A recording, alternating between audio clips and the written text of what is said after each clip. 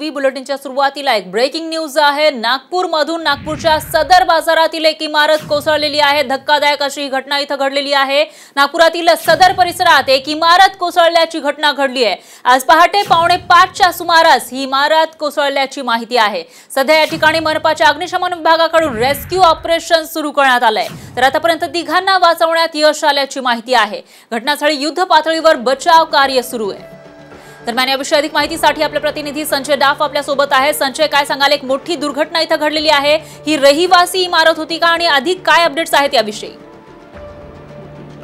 सदर बाजारामधली ही इमारत होती। डिपलाइट हाऊस या इमारतीचं नाव होतं आणि पहाटे 5च्या दरम्यान ही या बिल्डिंगचा ग्राउंड आणि फर्स्ट फ्लोर जो आहे तो कोसळला। त्यामध्ये 4 व्यक्तींना वाचवण्यात यश आलं, मात्र एकाचा उपचारादरम्यान दुर्दैवाने मृत्यू झालेला आहे। अजूनही बचाव कार्य जे आहे ते सुरू आहे।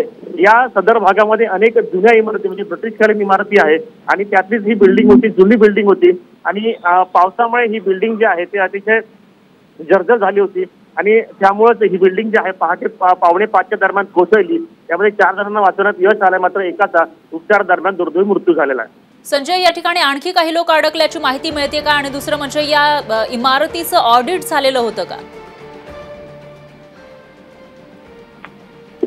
बचाव कार्य अजूनही सुरू आहे। रेस्क्यू ऑपरेशन अजूनही सुरू आहे। इमर्जन्सी रिस्पॉन्स टीम जे आहे त्या ठिकाणी पोहोचलेले आहेत आणि आणखी या ढिगाऱ्याखाली कोणी अडकला आहे का याचा शोध जे आहे ते केला जातो आहे।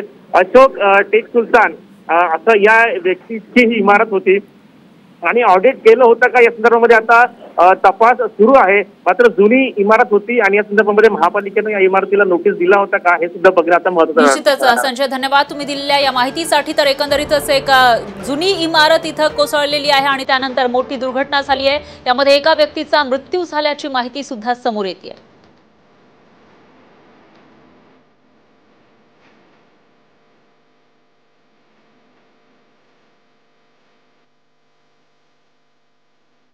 आणखी एक धक्कादायक बातमी आहे। कोल्हापुरातून कोल्हापूरच्या शाहूपुरीत काल मध्यरात्री दगडफेकीची घटना घडलेली आहे। महालक्ष्मी नावाच्या हॉटेलवर ही दगडफेक करण्यात आली आहे। नाश्ता झाल्यानंतर हॉटेल चालकांना टोळक्याकडे पैसे मागितले। यावेळी चिडलेल्या तरुणांनी थेट हॉटेलमध्ये दगडफेक करायला सुरुवात केली। केवळ एवढ्यावरच ते थांबले नाही, तर त्यांनी परिसरातील आजूबाजूची जी घरं आहेत त्यांच्यावर सुद्धा दगडफेक करून दहशत माजवण्याचा प्रयत्न केला।